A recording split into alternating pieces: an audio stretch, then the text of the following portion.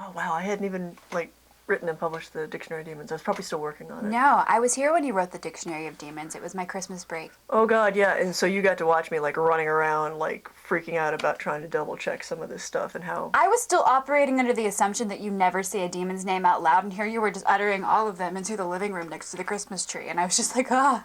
Just words. We're all gonna... Well, I know that now, but at the time I was like, we're all gonna die. Well, it's more about...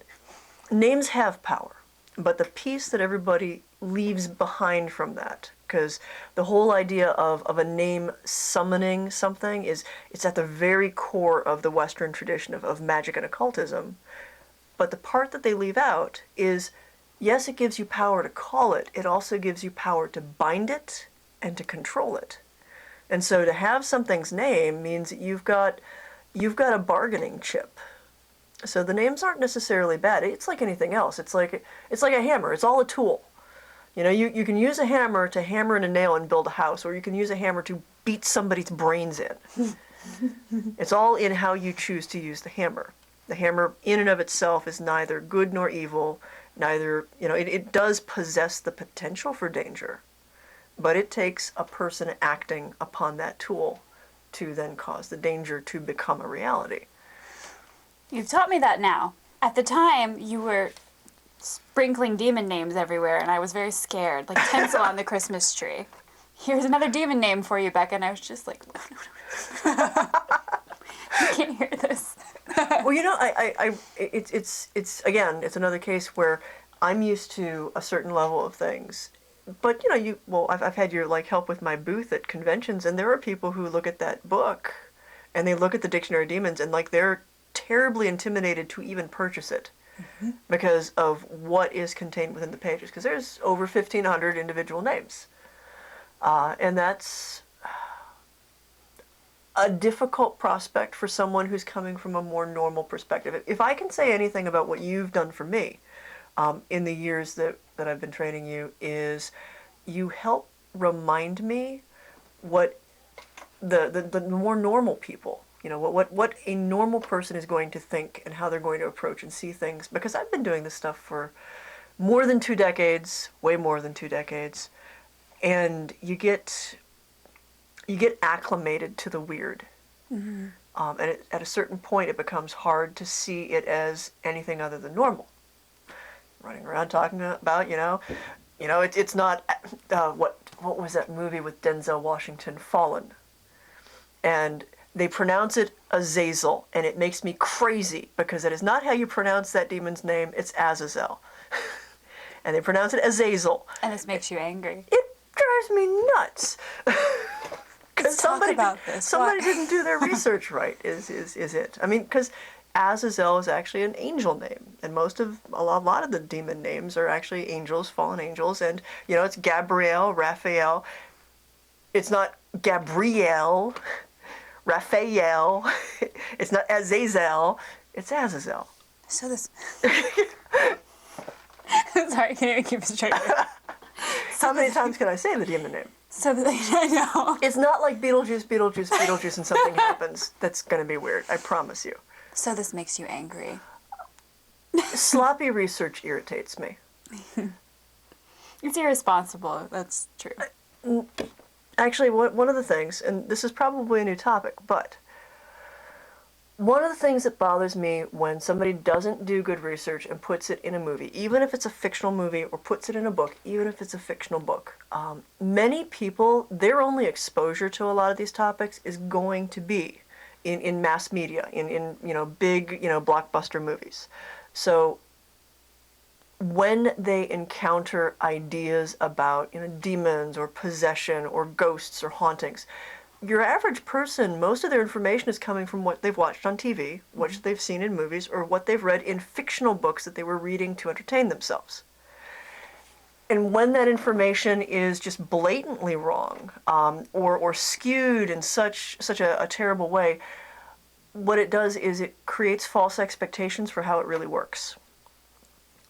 So what you then have are people who go into legitimate experiences with all of these vastly wrong notions and expectations, and then they don't know what the heck to do when real stuff happens. You know, when every movie you see about a possession, the only way of solving like what's going on is to bring in a Catholic priest, and the only thing that's possibly going on is that there is a demon from hell and is satanic, and you know, ooh, terrible fumes of sulfuric doom.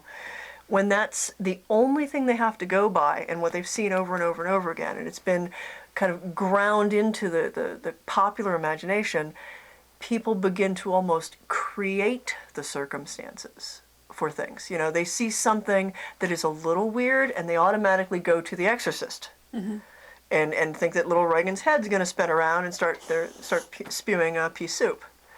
You know, professors, a lot of research and history professors, I don't know if this is your opinion, think that Supernatural, the show, is researched very thoroughly. It depends on what season you're talking about, because sometimes there is some research, because they'll use a word here and there or a name here and there. But like Castiel. Castiel is probably Cassiel, and they've tweaked the name so it's not actually an angel name. And not 100%.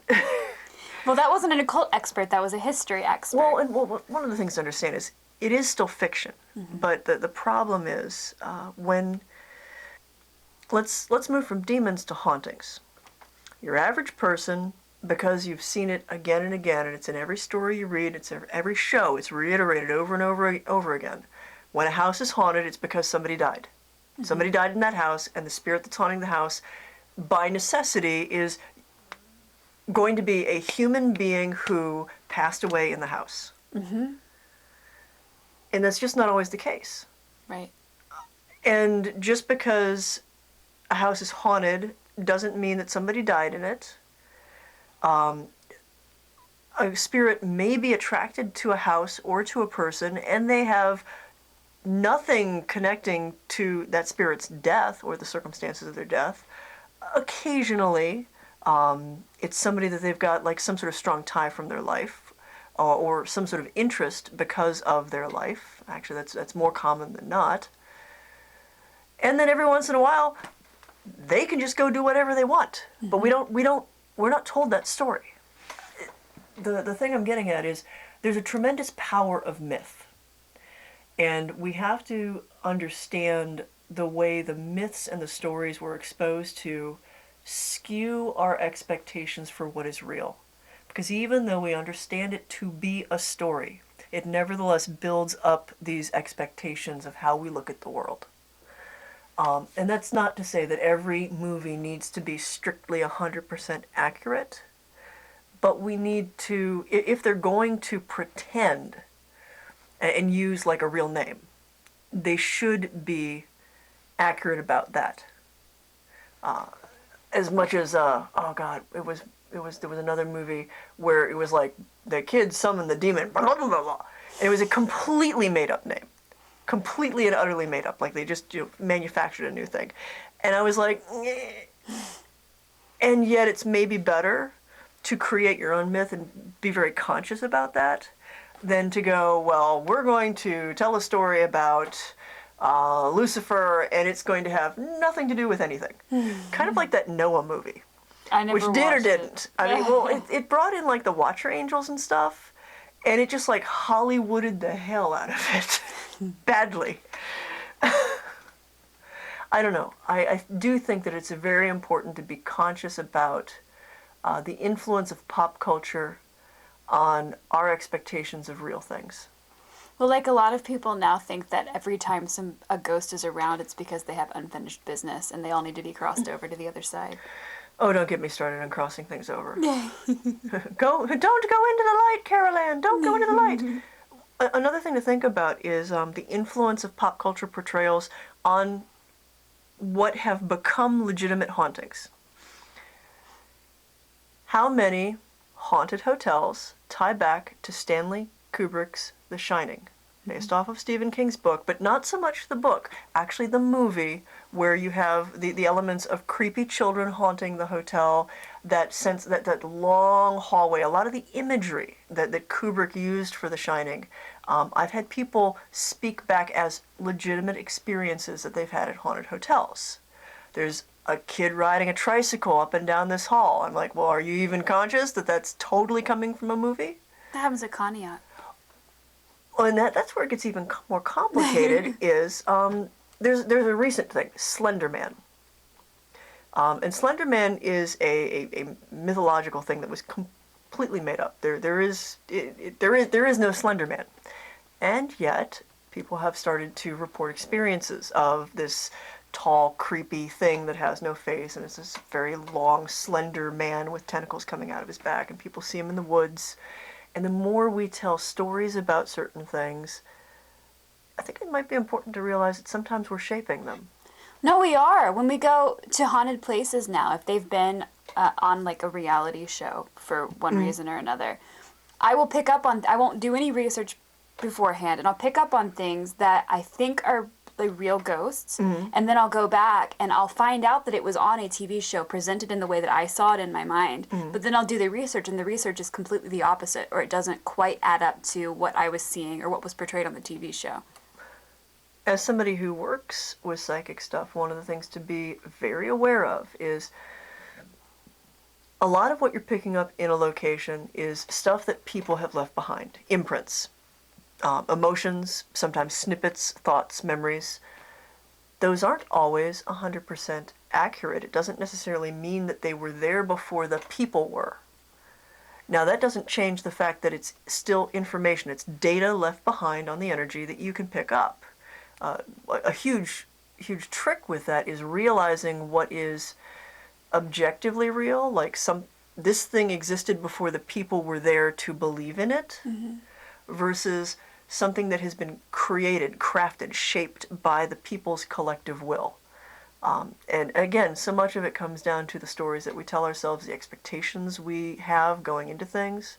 It creates this sort of self-perpetuating cycle. We're told that, ghosts behave this way, and this way, and once we're told that a location is haunted, and it's haunted by an old woman in white who walks up and down the hall, even if she was never there, if enough people go there with the expectation of seeing her, and they focus on this specific person with these specific qualities, at the very least, they'll leave behind echoes of their expectations, which you can then pick up.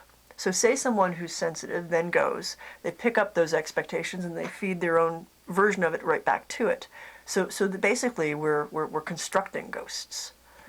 Not everything starts off as a human spirit. Not everything starts off as somebody who died in a location. And sometimes we are the people who are making the hauntings.